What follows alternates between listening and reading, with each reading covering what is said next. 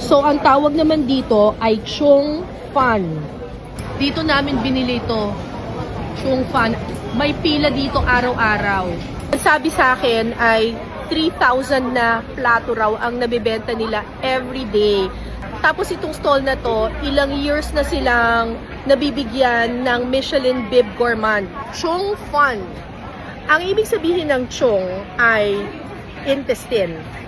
Tapos ang ibig sabihin ng fan ay parang noodles. Pero hindi naman po ito intestine. Mukha lang siyang intestine, pero actually, noodles siya.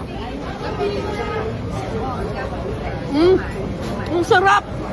Imagine niyo yung pambalot ng siomai or yung pambalot ng pansit molo.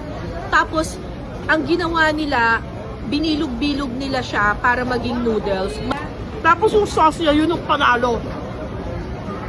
Pinaghalo-halo nila yung hoisin sauce, sesame, may matamis na may maalat. Ang harap! Para siyang manamis-namis na maalat-alat na parang akala mo may peanut butter pero wala siyang peanut butter. Parang yun ata yung sesame na lasa. Ay! Ang sarap talaga! Sauce lang! Pwede ko nga ito sa kanin.